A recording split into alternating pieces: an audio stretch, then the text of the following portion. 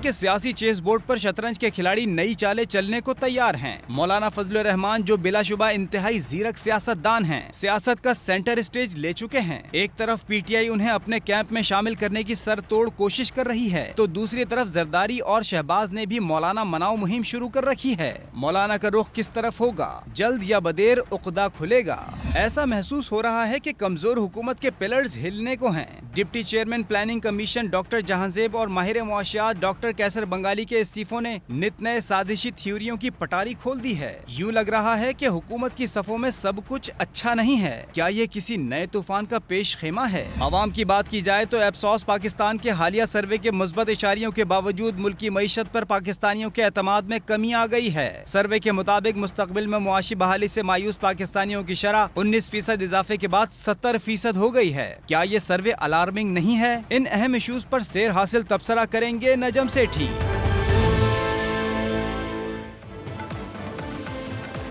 अस्सलाम वालेकुम। सेठी से सवाल के साथ मैं हूँ सैयद आयशा नाज, मेरे साथ मौजूद है नजम सेठी साहब। अस्सलाम वालेकुम। सेठ साहब, वो कहा जाता है ना, कुछ पक रहा है। अच्छा, क्या? हाँ। आलू गोश्त? आलू गोश्त आपको पसंद है आलू गोश्त? देखो, मैं पंजाबी हूँ। अच्छा। पंजाबीज़ कांट लिव विदाउट आलू गोश्त। अच्छा। तो अगर आपने इसका जिक्र किया कुछ पकने का, हाँ, तो मेरा तो I would love to see and have aloo gosht. अगर आलू गोश्त पसंद है तो निहारी भी पसंद होगी आपको। जाहिर है। हाँ, तो लेकिन आलू गोश्त तो पक सकता है, निहारी कौन बनाएगा? जो पाए बना सकता है वो निहारी भी बना ही लेगा। जो आलू गोश्त पाए बना कटते पे तुसी पाए रख रहे हैं हम। अच्छा। पाए रख रहे हैं हम जा जाके मौलाना के दर पे। अच्छा। मैं कहना चाह रही थी कि कुछ पकता तो रहता है पाकिस्तान में, कुछ नया पक रहा है अब की बार, और ये आप बताएंगे कि रेसिपी क्या है। You are the chief chef. Okay but ये तो पुरानी बातें हैं, कोई नई बात तो नहीं है। पुरानी बातें ये हो गई कि मौलाना रेलेवेंट नहीं थे, लेकिन मौलाना रेलेवेंट होना शुरू हो गया। ये नई बात नहीं लग रही आपको? नहीं, देखिए, मैंने तो हमेशा यही कहा कि इवेंचुअली मौलाना के साथ बात करनी पड़ेगी इनको। हाँ। और मौलाना बहुत मंजे हुए खिलाड़ी हैं। हाँ। और तो वही हो रहा है, अब बात करनी पड़ गई ना इनको। तो इवेंचुअली आ गए ना उस मुकाम पे, लेकिन इससे पहले ये नहीं हो रहा था ना। हाँ, तो वो थोड़े से साइड लाइन हुए थे ना। हाँ। गवर्नमेंट जरा उस वक्त हाई फ्लाइंग कर रही थी। जी जी जी। हाँ, तो वो अब हाई फ्लाइंग जो है वो थोड़ी सी उनके पर कटते जा रहे हैं ना। टर्बुलेंस आई हुई है थोड़ी नहीं, काफी टर्बुलेंस, काफी ज्यादा आई हुई है। अच्छा, तो ये जरा आप अनवेल आप करेंगे, लेकिन मुझे आपसे ये जानना है कि पिछला हफ्ता आसिफ अली जरदारी साहब चल के जाते हैं, बंदूक का तोहफा देते हैं, उनके साथ होते हैं वज़ीर दाखिला मोहसिन नकवी। कल जाते हैं शहबाज शरीफ साहब वज़ीर आज़म पाकिस्तान उनसे मिलने, और उनके साथ होते हैं वज़ीर दाखिला मोहसिन नकवी, और नायब वज़ीर आज़म इसहाक डार साहब भी हमरा है, कुछ और लोग भी थे साथ। बड़े हाई पावर्ड लोग गए हैं। जी जी बिल्कुल, और बड़ी खुशगवार मीटिंग हुई है, हंस खेल के आपस में बातें हुई। पिछले हफ्ते की जो मुलाकात थी उसके बारे में तो ये कहा जाता है कि जरदारी साहब ने असम्बली के अंदर और बाहर ताउन मांगा, लेकिन मौलाना ने कोई मुस्बत जवाब अभी तक नहीं दिया। और अब शहबाज शरीफ साहब ने जाके उनको कहा कि चैलेंजेस से निमटने के लिए आप हमारी रहनुमाई करें, आप दस्ते शफ़क़त हमें फ़राहम करें और हमारे साथ चलें। मुझे आपसे ये जानना था कि मौलाना को इससे पहले पाकिस्तान तहरीक इंसाफ मिल रही थी और उनके साथ मिलकर प्लानिंग कर रही थी। यकदम ऐसे क्या चैलेंजेस आ गए कि शहबाज शरीफ साहब जो हैं वो चाह रहे हैं कि मौलाना उनकी रहनुमाई करें? ये बहुत अहम सवाल है, क्योंकि कुछ अरसे से मौलाना अपनी नाराज़गी का इजहार कर रहे थे। जी। वो कह रहे थे इलेक्शन रिगिंग हुई है, केपी में भी हुई है, पाकिस्तान में भी हुई है। मगर वो एक बात हमेशा करते थे, वो ये थे कि हम किसी सूरत में भी पीटीआई के साथ नहीं मिल सकते। जी। और उसकी वजह भी बड़ी समझ आती है ना कि they are the opposite sides. KP के अंदर मौलाना का सबसे बड़ा कंस्टिट्यूंसी केपी है, और केपी के अंदर खान साहब स्वीप कर वहाँ अगर इनके साथ मिलना है तो वहाँ तो खान साहब को ही फ़ायदा होगा ना, मौलाना को तो कोई फ़ायदा नहीं होगा। तो वहाँ तो देर ऑन अपोजिट साइड्स। अच्छा। मगर मौलाना ने भी अपना पाउंड ऑफ फ्लैश जिसे कहते हैं वो तो उन्होंने लेना है। और तो ये पीडीएम वाले जो पहले जो थे उसमें तो मौलाना की पूरी सपोर्ट थी उनको। मगर ये जो नई गवर्नमेंट आई है, इन्होंने ज़्यादा घास नहीं डाला, तो चाहिए था ना इनको सोचना कि वक्त आएगा हमें ज़रूरत पड़ेगी, तो पहले ही मौलाना को साथ लेके चलते। मौलाना के जो डिमांड्स उस वक्त थे वही डिमांड्स अब हैं, और अब मेरा ख्याल है उनके डिमांड्स मान लिए जाएंगे। एक तो वो मांग रहे हैं, सेनेट के अंदर कुछ सीटें मांग रहे हैं। अच्छा। और फिर वो गवर्नरशिप मांग रहे हैं केपी की।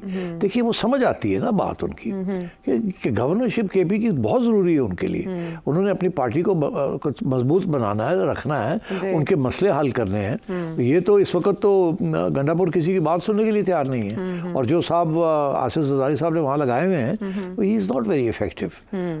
तो मौलाना का बंदा वहाँ बैठा होगा तो कम से कम यही हुआ है कि काम वाम थोड़े बहुत जैसे पहले होते रहे, जैसे पहले कुछ तो फर्क पड़ेगा ना। एक अड्डा तो बन जाएगा ना कि हम भी हुकूमत में हैं या हमारा भी स्टेक है, तो and so on. So I think वो देना पड़ेगा इनको गवर्नरशिप केपी की। और भी इनको कश्मीर कमेटी फलाना ढिंगड़ा ये इनको एडजस्टमेंट करनी पड़ेंगी मौलाना के साथ। और मैं प्रेडिक्ट कर रहा हूँ वो होंगी, बिल्कुल होंगी। आपका सवाल बड़ा इंपॉर्टेंट है कि क्यों इस वक्त पे गवर्नमेंट ने ये सोचा है कि मौलाना के साथ बात करनी चाहिए। 5 माह तो और मौलाना जो पहले कह रहे थे कि जी हम तो नए इलेक्शन से कम बात नहीं मानते, अब मौलाना का वो जो स्टैंड है कि जी नए इलेक्शन, अब तो अगर गवर्नमेंट में चलेगा तो फिर नए इलेक्शन की तो बात ही नहीं है ना। तो फिर वो मौलाना का स्टैंड कहाँ जाएगा। अच्छा, अब ये एक सीरियस इशू है। इसके साथ और भी बहुत से इश्यूज लिंक्ड हैं, तो मेरा ख्याल है कि फिर उनकी बात कर ही ली जाए, क्योंकि सवाल वही जा रहा है कि ये क्यों इस वक्त गवर्नमेंट भागी भागी आई है और मौलाना तैयार हो गए। जी, कुछ लोग कह रहे हैं कि शायद ये जलसा पीटीआई करने जा रही है। 2 माह में इमरान खान साहब कुछ कह रहे हैं कि हुकूमत जा रही है। देखिए, जलसे के साथ हुकूमत नहीं जाती ना। अच्छा। और पीटीआई के पास इतनी कुव्वत नहीं है कि वो एक बड़ा जलसा कर सके। ये मैं पहले से कह रहा हूँ, बड़ा जलसा वो नहीं कर सकते। लोग सहमे हुए हैं और कोई बाहर निकलने के लिए बड़े पैमाने पर नहीं तैयार। जिस तरीके से क्रैकडाउन हुआ है उसके बाद वो पैगाम चला गया ना, तो PTI is in trouble as far as demonstrations is concern. छोटे छोटे करेंगे मगर एनीथिंग बिग शो। और अगर कर भी लेते हैं 10-20 हज़ार बंदा इकट्ठा कर भी लेते हैं तो गवर्नमेंट जो है उसको डाइल्यूट कर देगी, रुकावटें क्रिएट कर देगी हर किस्म की। अच्छा। एंड गवर्नमेंट इस वक्त जो है वो सेम पेज जो बात हो रही है वो एवं नहीं हो रही। वो government without the other side is nothing. तो सारे के सारे ये जो इश्यूज होते हैं फिर the other side manages it, government नहीं मैनेज करती। क्योंकि इशू भी तो अदर साइड का ही बना हुआ है ना अप टू अ पॉइंट। तो इसलिए I think this is important to understand कि इस वक्त क्यों। देखिए, अब we are going into an area which is very tricky.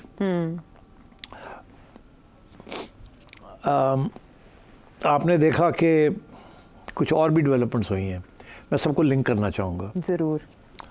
एक डेवलपमेंट तो ये हुई है कि डॉक्टर जहांजेब जी, जो कि डिप्टी चेयरमैन प्लानिंग कमीशन थे जी, उन्हें फ़ारग कर दिया गया। दूसरी तरफ एहसन इकबाल साहब ने दोनों ओहदे संभाल लिए, प्लानिंग का भी और इसका भी जी। और इसके ऊपर झगड़े हुए हैं ठीक ठाक। हाँ, सुना है कि वज़ीर आज़म को बहुत बार उन्होंने रिजर्वेशंस बताई अपनी। वज़ीर आज़म was in favour of doctor Jahanzeb. अच्छा। डॉक्टर जहांजेब जो हैं उनकी बैकग्राउंड और उनकी जो तल्लुकात हैं और उनकी कॉम्पिटेंस है, तो उसे सामने रखें और फिर देखें कि ये बात कहाँ से चली और कहाँ गई। Doctor Jahanzeb is a very senior civil servant. सबसे इम्पोर्टेंट पोजीशंस उन्होंने होल्ड की हैं जी। Highly respected, very intelligent, great experience, multi tasking abilities. अच्छा। But he is a bureaucrat. Bureaucrats are not politicians the way politicians are politicians. ठीक जी। Doctor Jahanzeb को PTI ने 2019 में लगाया as deputy chairman planning commission. जी। ठीक जी। आपका क्या ख्याल है, इमरान खान को पता था डॉक्टर जहांजेब कौन है? ठीक, नहीं पता था। खान को की पता कौन है। हाँ। उस वक्त तो कोई और सिलेक्शन कर रहा था जी, टीम बना रहे थे ना उस वक्त। जो टीम जिन्होंने बनाई थी जी, जी। तो उन्होंने डॉक्टर जहांजेब को सिलेक्ट किया। ठीक है ना। हाँ, वो बाद में हफीज शेख भी आ गए थे, सारे जो थे वो आते जाते रहे, मगर हाँ। डॉक्टर जहांजेब को वहीं से मेरा ख्याल है रिकमेंडेशन कि फौजी क़यादत ने सिलेक्ट किया था जी। और उसकी वजह यही थी of competence, yes, reliability, trustworthy, solid, stolid, वो सारे जो एडजेक्टिव्स आप कर सकते हैं जो कि ब्यूरोक्रेट्स एक दूसरे में पहचानते हैं और पसंद करते हैं। एक आर्म्ड ब्यूरोक्रेसी है, एक सिविल ब्यूरोक्रेसी है। ब्यूरोक्रेसी होती है ना। ठीक। एंड उनका यही होता है कि वी नो, हमने चलाया है मुल्क, जैसे भी है हम ही चलाने वाले हैं, हमें पता है क्या करना है क्या नहीं करना जी। तो डॉक्टर साहब को लगाया था जिन्होंने, वो खान साहब को कहा, खान साहब ने कहा डन हो गया जी। वो और बात है, कॉम्पिटेंस अपनी जगह थी, तो इसीलिए लगाया था कि जी प्लानिंग जो है, प्लानिंग कमीशन का रोल बढ़ना चाहिए, ये एडहॉकिज्म नहीं होनी चाहिए। अच्छा। एक ज़माने में planning commission was very important in the growth strategies of Pakistan, Ayub Khan के ज़माने में और उसके बाद भी। फिर आहिस्ता आहिस्ता प्लानिंग कमीशन का रोल कम होता गया, जैसे जैसे पॉलिटिशियंस हावी होते रहे गए तो उन्होंने अपने लोग लगाने शुरू कर दिए और प्लानिंग कमीशन का रोल मिनिमल हो गया, फाइनेंस और प्लानिंग डिपार्टमेंट का रोल बढ़ गया। और प्लानिंग जो थी 5 ईयर प्लानिंग जो होती थी वो ख़त्म हो गई, क्योंकि कोई गवर्नमेंट 2 साल से बढ़ चलती नहीं थी। तो फिर प्लानिंग कमीशन क्या करती, वो बेचारे 5 साल का प्लान बनाते थे, जिनको उनको आदत पड़ी हुई थी 5 ईयर प्लान्स की बनाने की, वो प्लान जो है पहले साल ही डिरेल हो जाता था, दूसरे साल गवर्नमेंट की छुट्टी हो जाती थी, तीसरे साल कोई और आ जाता था, तो planning commission role has been diminished. अच्छा। मगर खान साहब जब आए तो उस वक्त मिलिट्री क़यादत का ये ख्याल था कि अब हम यहाँ हैं और खान इज़ हियर, अब हम इकोनॉमी को भी टर्न अराउंड करेंगे और रिफॉर्म्स भी लाएंगे और सॉलिड चीज़ होगी। अच्छा। इसलिए उन्होंने कोई मंजे हुए ब्यूरोक्रेट्स को चुना फॉर वेरियस पोजीशंस, अच्छा। जिसमें डॉक्टर साहब भी थे। अच्छा। अब डॉक्टर साहब does a good job, I mean वो तो ही नोज हिज जॉब, मगर सिचुएशन ये थी कि जैसे ही पीटीआई की गवर्नमेंट गई और पीडीएम की गवर्नमेंट आई जी। तो पीडीएम की गवर्नमेंट ने एहसन इकबाल साहब को लगा दिया प्लानिंग मिनिस्टर। अब एहसन इकबाल साहब इज़ अ पॉलिटिशियन जी। बट उनकी एक और भी खूबी है, क्या? he is a highly educated, foreign trained economist and planner. तो he is not a normal politician from the Bundus. जी जी। समझे ना आप? हाँ। उनके साहिबजादे भी बड़े पढ़े लिखे हैं, बाहर के पढ़े हुए हैं। जी। They are professionals, but they're also politicians. जी। तो Ahsan Iqbal has always had a role in Noon league के जो मैनिफेस्टोज हैं इसके कोई चीज़ से, and he has a strong voice, बड़ी लॉयल्टी भी है टू PMLN एंड टू मियाँ साहब। एंड बाय द वे एक खूबी ये भी है कि वो मियाँ नवाज शरीफ से भी करीब है और शहबाज शरीफ साहब के भी करीब है। ये बड़ी कम लोगों में ये कुव्वत होती है। तो he is a great politician, right. ठीक। बट वो अपनी टर्फ को बड़ी गार्ड करते हैं। अच्छा। कि भाई मैं प्लानिंग मिनिस्टर हूँ, मेरी बात सुनी जाएगी, बिकॉज मैं बड़ा होमवर्क करता हूँ। और वो होमवर्क करते हैं, वो प्लान्स बनाते हैं 5 ईयर, 35 ईयर, 10 ईयर, वो बड़ी प्रोजेक्शंस करते हैं, इंटरनेशनल कॉन्फ्रेंसेस, पेपर्स, ये वो, इज़ प्रोफेशनल। अच्छा।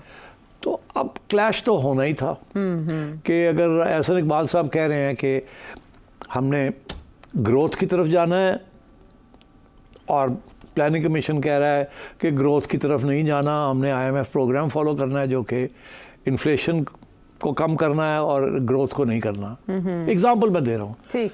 एक IMF प्रोग्राम को चलाना चाह रहे हैं, ठीक, because that's very important for the establishment कि IMF का प्रोग्राम चले। IMF के प्रोग्राम के चलने के साथ बाहर से पैसे भी आएंगे, क्योंकि वो डिपेंडेंसी है ना IMF के साथ। मगर एहसन इकबाल है to look at the party profile कि हम वहाँ ना फंस जाएं जहाँ के अवाम ही हमें छोड़ जाए। हाँ, IMF करते करते ऐसी ना बढ़ जाइए जी, ज़ाहिर पॉलिटिकल एजेंडा भी तो उनका पॉलिटिकल एजेंडा भी है, तो डिफरेंसेस तो होने ही होने थे जी। तो जब वो हुए तो मेरा ख्याल है कि डॉक्टर साहब ने कहा कि मैं रिज़ाइन करता हूँ, मैं जाता हूँ, तो चले गए। खान और एहसन इकबाल साहब खुश हो गए कि जी अब मेरी बात सुनी जाएगी जी, बिकॉज ऑपोजिट डायरेक्शन दोनों की थी, तो फिर चल नहीं सकता था काम। फिर यही फॉर एग्जांपल मैं कहता हूं कि डेवलपमेंट एक्सपेंडिचर्स कम करें जी, ठीक, और आप आवाम को पैसे दें, उनकी ख्याल करें। IMF कहती है नहीं, थोड़ी बहुत डेवलपमेंट भी होनी चाहिए, और मेरा ख्याल प्लानिंग कमीशन भी यही चाहती है कि थोड़ी बहुत कटेल किया जाए ताकि इन्फ्लेशन को कंट्रोल करना। ग्रोथ होगी तो इन्फ्लेशन होती है ना जी। तो अब सिचुएशन ये थी कि एहसन इकबाल साहब बैलेंस करना चाह रहे थे। अच्छा, कि जी ग्रोथ भी हो, इन्फ्लेशन भी ना हो, ग्रोथ भी हो और हम कोई आवाम के लिए भी कुछ करें। वो अपने MNAs को भी खुश रखना चाह रहे थे। उनके जो फंड्स हैं MNAs के जो कि सैंक्शन हुए हैं उसके ऊपर भी इशू था। यही कह रहे थे कि ज़रूरत के मुताबिक ये तरक्याती बजट इशू करते थे डॉक्टर जहांजेब, लेकिन ऐसा नहीं। तो अब वो obviously doctor Jahanzeb doesn't have any sympathy for MNAs। वो तो कहते हैं ये पैसे जो है इधर लगाने, इधर लगाने, इधर लगाने, और वो कह रहे हैं कि नहीं हमने इधर लगाने, इधर लगाने। तो ये और भी बड़े इशूज़ थे, ठीक। तो मेरा ख्याल है कि उस सूरत में डॉक्टर साहब ने रिज़ाइन कर दिया पहले। अच्छा, हाँ। फिर पीडीएम चली गई तो केयर टेकर आ गए, जी टेकर आ गए तो फिर डॉक्टर साहब लपक के वापस आ गए, रिस्टोर हो गए। और रिस्टोर होना ही था ना, क्योंकि पीछे जो हाँ। सपोर्ट बेस था जी, जी। वो तो ब्यूरोक्रेटिक सपोर्ट बेस था। तो जिस किस्म की कैबिनेट बनाई गई काकड़ साहब की, तो काकड़ साहब ने तो नहीं बनाई ना, वो खुद सिलेक्ट हुए और फिर उनको एक कैबिनेट दे दी गई।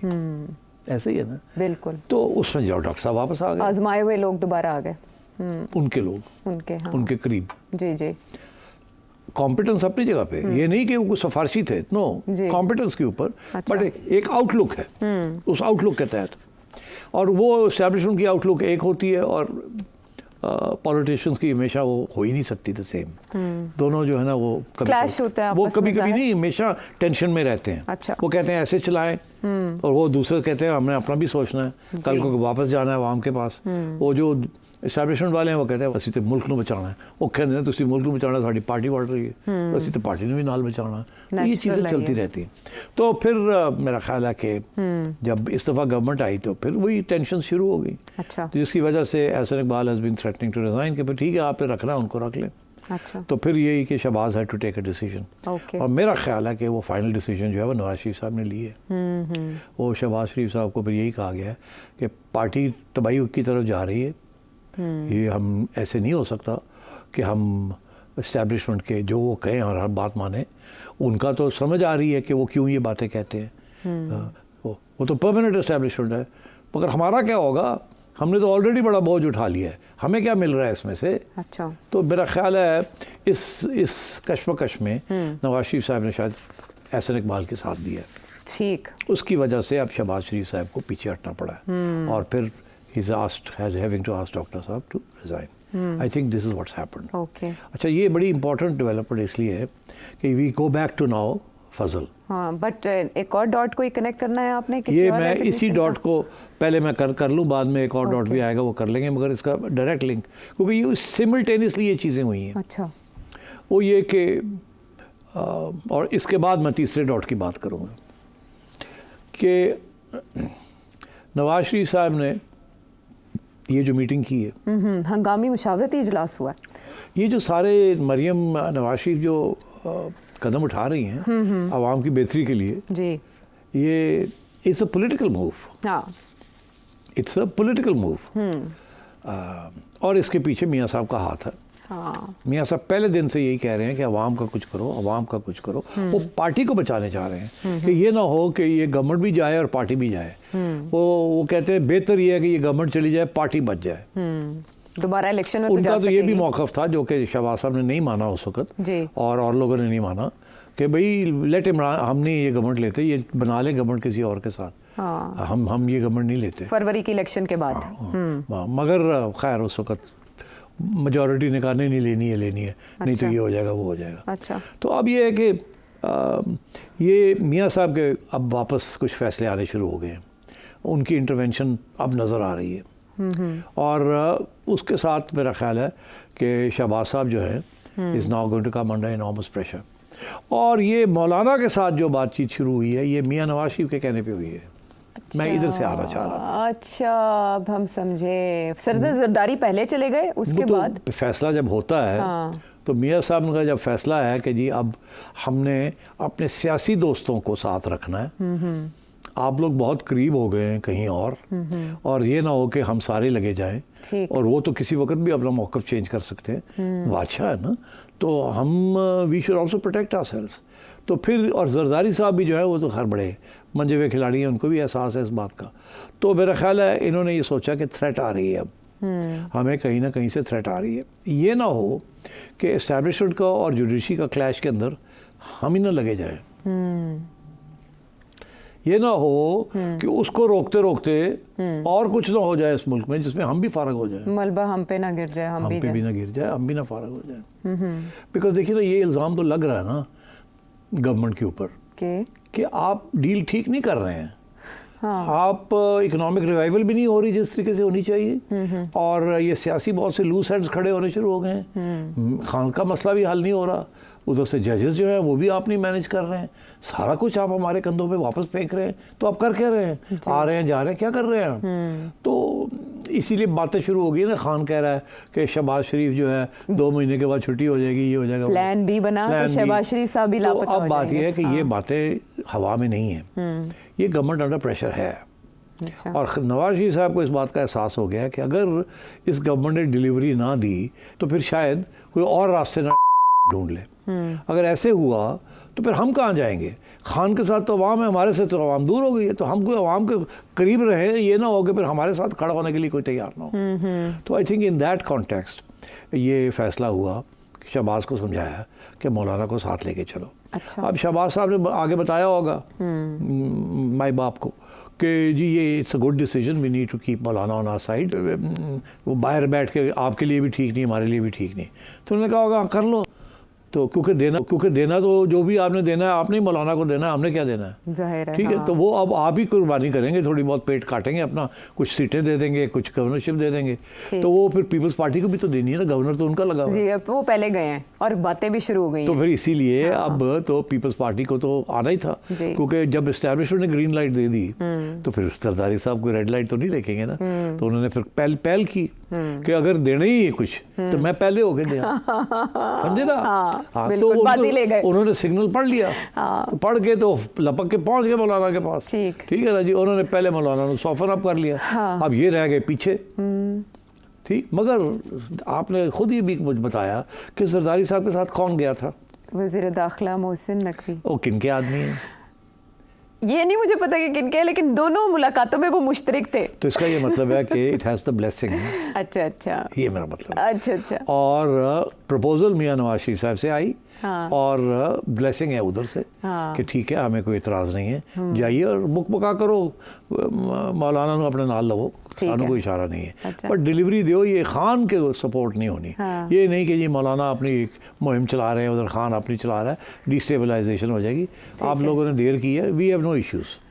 तो मैं ये समझता हूँ कि ये सारा जो है दिस इज़ ऑल लिंक्ड। एक तरफ मौलाना को साथ लेके चलना, एक तरफ अपने सियासी जमात के लोगों के लिए जो MNA है आपका, जो मिनिस्टर है, उसको और तकड़ा करना, because he has to look after the MNAs, development funds, MNAs, जो वो कह रहे हैं, जो कि शायद डॉक्टर जहाज़ेब जो थे वो कहते थे नहीं, ऐसे नहीं, इधर पैसे लगाने, इधर नहीं लगाने। तो मेरा ख्याल है पार्टी का ख्याल करना, एहसन इकबाल साहब का ख्याल करना, एहसन इकबाल ने आगे पार्टी का ख्याल करना, और उधर शहबाज साहब ने अब सीटें देनी है, जरदारी साहब ने गवर्नरशिप देनी है, मौलाना को भी साथ लेके चलना है। तो ये अपना जो ग्रुप है ना, PDM वाला, उसको तकड़ा कर रहे हैं, ताकि कोई अगर ज़लज़ला आए या कुछ इस किस्म की बात हो या कोई फ्लड आने का इम्कान हो तो हम we all will sink and swim together. Okay, तो ये this is what is happening. चले लाइफ बोट्स जो हैं वो जमा करने का सिलसिला जारी है। तो अब मौलाना विल कम ऑन बोर्ड, ऐसी बात नहीं है। और खान साहब जो हैं उनके पास कोई बोट नहीं है, कोई लाइफ जैकेट नहीं है इस वक्त। वो जो सारी कोशिश हो रही थी किसी तरीके के साथ कुछ किया जाए, वो नहीं हो पाएगा।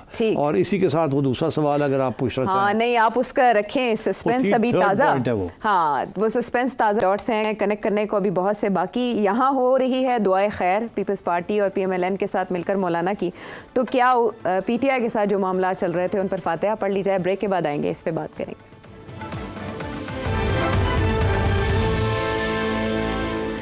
शो में एक बार फिर खुश आमदेद। मौलाना की तो ऐसे लग रहा है कि दोनों तरफ चांदी हुई, कि पाकिस्तान तहरीक इंसाफ पहले आई और इधर फिर जरदारी साहब और वज़ीर आज़म भी पहुंच गए।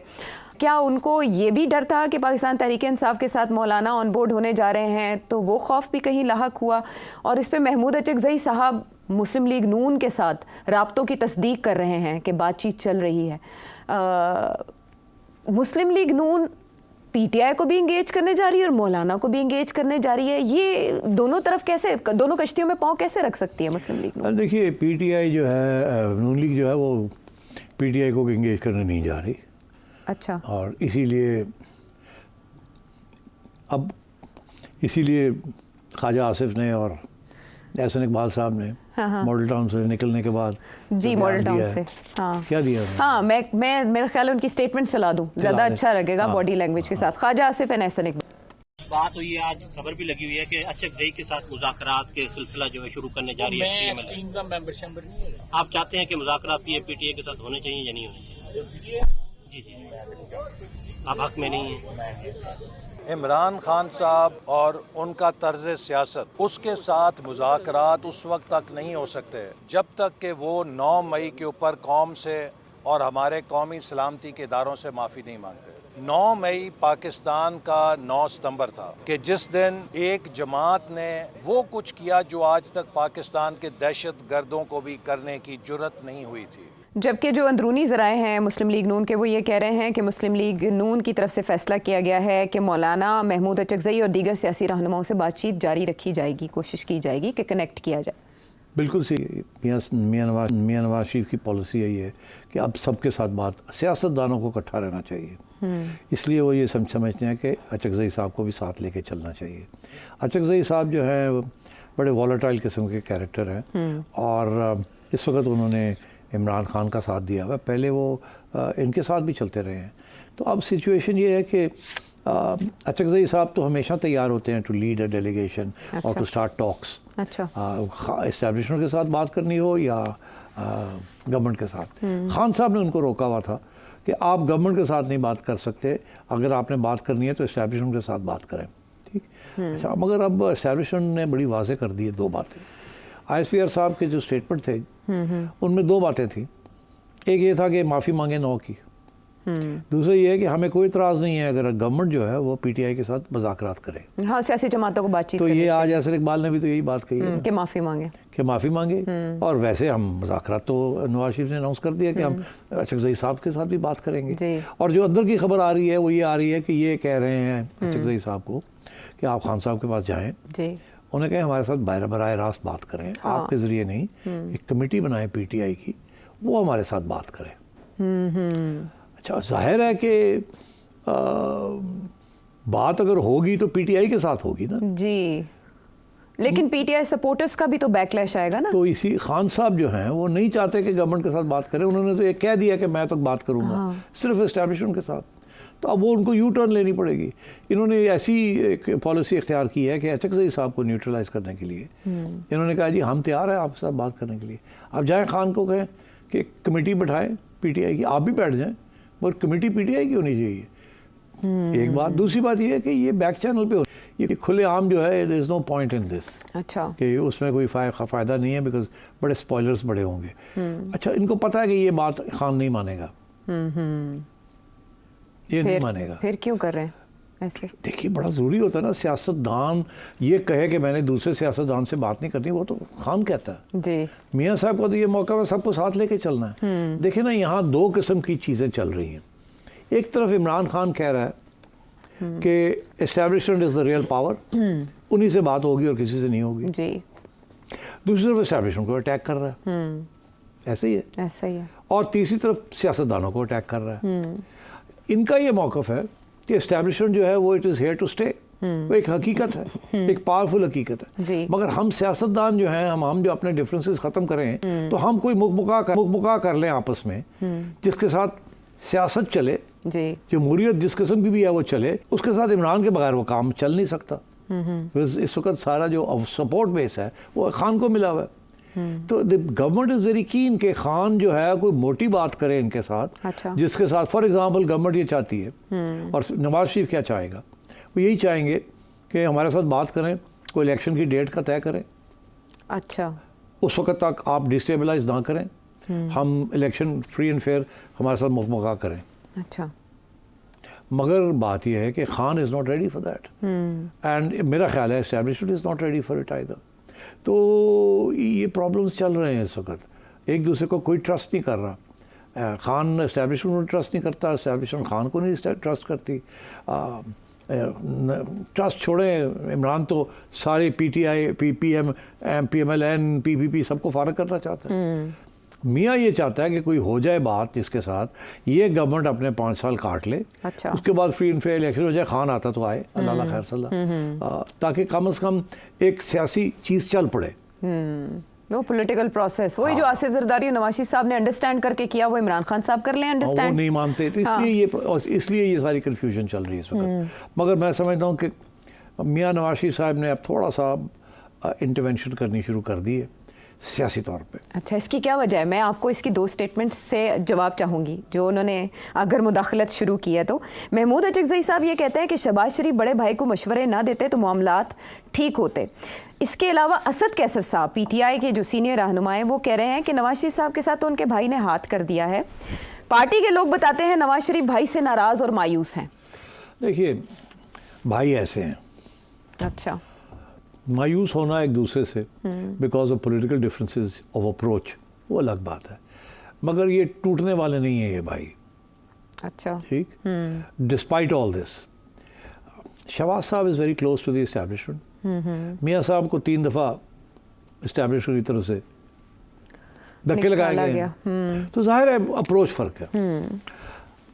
इस दफ़ा जो कुछ हुआ मेरा ख्याल है मियाँ साहब उसकी वजह से मायूस थे थोड़े से। अच्छा, अब वो पहले तो बात माननी पड़ गई बिकॉज सारी पार्टी जाना चाह रही थी साथ शहबाज साहब के साथ कि हम इलेक्शन में अब जैसे भी है, अगर खान ने ऐसे किया तो हम भी ऐसे कर लेते हैं, अगर बाहर बैठे रहे तो उड़ जाएंगे, ना इधर के रहेंगे ना उधर के रहेंगे, कम से come let's go in their.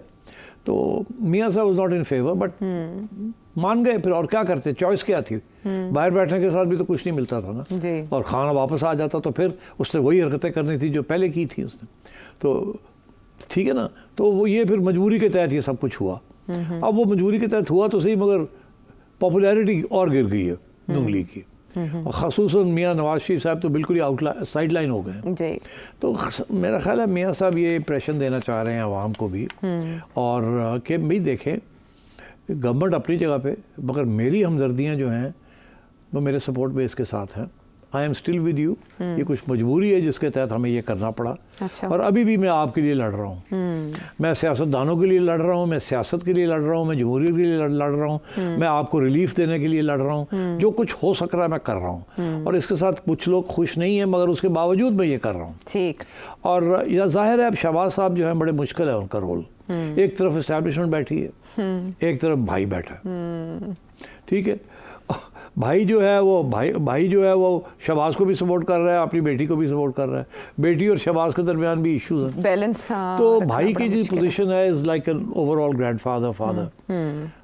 मगर शहबाज साहब जो है उन्होंने जो कमिटमेंट्स की हुई हैं इस तरफ, उनको फुलफिल करने के लिए भाई को समझाना पड़ता है, भाई उनको वापस समझाता है, फिर वो उधर भागते हैं, वो he is in a difficult situation. ठीक। एंड वो बस बैलेंसिंग एक्ट चल रहा है। हाँ। और उसमें ख्वाजा आसिफ जैसे लोग, एहसन इकबाल जैसे लोग, अब ख्वाजा साहब जो हैं वो मियाँ साहब के भी बड़े करीब हैं, एस्टैब्लिशमेंट के भी बड़े करीब हैं। हाँ, like Shahbaz, he is actually a member of the party but closer to the Shahbaz line of thinking. Okay. Because वो close to the establishment है ना। इसी तरीके के साथ एहसन इकबाल साहब हैं, वो भी एक प्रोफेशनल हैं, उनको भी इस्टेब्लिशमेंट का जो है एहसास है कि वो कितने पावरफुल हैं कितने नहीं हैं एंड सो ऑन। तो ये टीम है बेसिकली जो चला रही है इस वक्त गवर्नमेंट को, वो शहबाज साहब की टीम है।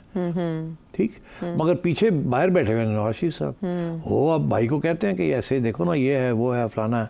जब भाई ड्रैग करता है, पाँव कभी इधर जाता है कभी उधर जाता है, तो कुछ ऐलान कर देते हैं वो, तो इसीलिए उन्होंने प्रेसिडेंटशिप वापस ले ली है। तो मेरा ख्याल है वो कोशिश उनकी यही है कि किसी तरीके के साथ ऐसे ना हो कि कोई स्पेस ना रहे हमारे लिए। अच्छा। और कल को हम फिर पछताएंगे, क्योंकि बात यह है कि अभी नून लीग उड़ गई तो फिर रह के जाएगा। मियाँ साहब तो अब वापस नहीं आएंगे एज प्राइम मिनिस्टर, शहबाज साहब की आखिरी स्टिंट है, अब रह गई मरियम पीछे जी। तो Maryam has a longer term value. ठीक है, तो अब कुछ तो प्रोटेक्ट करना है ना, ठीक, फैमिली को भी बचा के रखना है, लेगेसी भी चलानी है, और आवाम का भी ख्याल करना है। आवाम नहीं होगी तो पीपल, नून लीग नहीं होगी। तो इस किस्म की मुश्किल सिचुएशन है नवाज शरीफ साहब की। वो उधर एस्टैब्लिशमेंट जो है वो शहबाज साहब के ऊपर बैठी हुई है। अब ये जो डॉक्टर जहांगीर को जो निकाला है, एस्टैब्लिशमेंट वोंट बी हैप्पी। हाँ ठीक, अच्छा, वॉन्ट बी हैप्पी। तो शहबाज शरीफ साहब के लिए क्या आने वाले दिनों में कोई मुश्किलात हो सकती हैं, ये सवाल है अपनी जगह पर हम। लेकिन जिस नमाज बास कैम की जिस तरह डिफरेंस ऑफ ओपिनियन की बात करें या पॉलिसी की, उसकी तायीद यूँ होती है कि एहसन इकबाल साहब और ख्वाजा आसिफ हामी नहीं हैं पाकिस्तान तहरीक इंसाफ के साथ जाने के। एक माफ़ी का मुतालबा कर रहा है और दूसरा चाहता ही नहीं कि मुज़ाकरात हो या बातचीत हो। जबकि दूसरी तरफ हम देख रहे हैं कि राना सनाउल्लाह को टास्क मिला है कि वो राब्ते करें महमूद अचकज़ई साहब से और फिर डायरेक्ट राब्तों का कोई रास्ता खोला जाए। तो इससे पता चलता है आपको दोनों कैंप्स में सोच का तफावत। बहुत से अहम सवालात एक ब्रेक के बाद।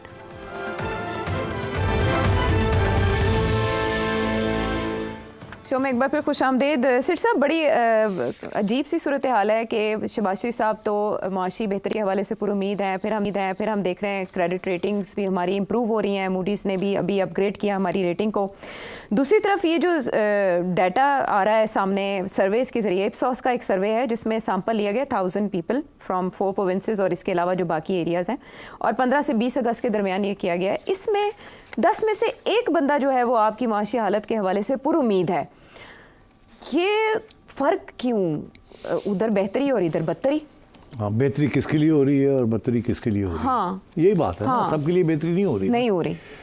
That is why you see the difference. जी, वो क्या है, बात यह है कि IMF प्रोग्राम बड़ा अनपॉपुलर प्रोग्राम है। सबसे ज़्यादा बोझ जो है, बोझ सब पे आ रहा है, मगर सबसे ज़्यादा बोझ गरीबों पे आ रहा है और मिडिल क्लास पे आ रहा है। ठीक है ना, नौकरियां नहीं मिल रही और तनख्वाहें जो हैं वो कम होती जा रही हैं, disposable income and so on. बिजली की कीमतों में इजाफा, इन्फ्लेशन, ये देखिए ना, सब कुछ बहुत बड़ा। ठीक है ना, तो आवाम तो खुश नहीं होगी। तो वो इप्सोस का सर्वे है जो, वो तो सही कहता है ना कि आवाम खुश नहीं है। जी, अब इस्टेब्लिशमेंट खुश है, बैंक्स खुश हैं, बड़े सरमायादार जो हैं वो खुश हैं। ठीक कि IMF का पैसे आ रहे हैं, डिफ़ॉल्ट नहीं होगी, एक्सचेंज रेट डिप्रिसिएशन रुक गई है इतनी। ठीक है ना, तो देखिए ये दो अप्रोचेस हैं। अच्छा। और इस्टेब्लिशमेंट का ये मौक़िफ़ है कि इस वक्त हम डिफ़ॉल्ट से बचना है, तबाही से रुकना है, IMF का प्रोग्राम करना ही पड़ेगा हमें। वो पैसे हमें चाहिए, वो पैसे आएंगे, खा वो $2-3 अरब हैं सिर्फ, मगर उसके साथ लिंक्ड है conditions with Saudi Arabia, UAE and others. तो वो हमें डिफ़ॉल्ट बचने से ज़रूरी है इन द नेशनल इंटरेस्ट। अच्छा। मगर नेशनल इंटरेस्ट में बेल्ट टाइटनिंग करनी पड़ती है ना फिर। अब प्रॉब्लम ये हो रहा है कि बेल्ट टाइटनिंग जो है वो सिर्फ लोअर मिडिल क्लास और गरीब के ऊपर बोझ पड़ रहा है, अमीरों के ऊपर उतना बोझ नहीं पड़ रहा जितना पड़ सकता है। जी। एक बात वो नहीं हो रहा। दूसरी बात ये है कि ब्यूरोक्रेसी, जुडिशरी, बड़े सरमायादार, ताजिर, ज़मींदार, ये आपका हुक्मरानी तबका है। जी। इन्होंने कौन सी सेक्रीफाइस की है? कौन सी सेक्रीफाइस की है इन्होंने? क्या इनकी इनकम्स जो है, इनकी पर्क्स एंड प्रिविलेजेस कम हो रही हैं कि नहीं हो रही? नहीं नहीं, ऐसा तो इसलिए टैक्स भी नहीं लगा। That is where the problem lies. They like the IMF program, it doesn't affect them. जी। ठीक, बट द अवाम doesn't like the IMF program because it affects them. Okay, तो ये that is what the Ipsos survey is saying कि एक तरफ Moody's और ये वो आपकी क्रेडिट रेटिंग बढ़ा रहे हैं। क्रेडिट रेटिंग बढ़ती है ना जब आप डिफॉल्ट से दूर होते जाते हैं। जितना आप डिफॉल्ट के करीब आते हैं तो क्रेडिट रेटिंग गिरती जाती है। वो व्हाट इज़ क्रेडिट रेटिंग? कि आपको लोग उधार देने के लिए तैयार हैं कि नहीं।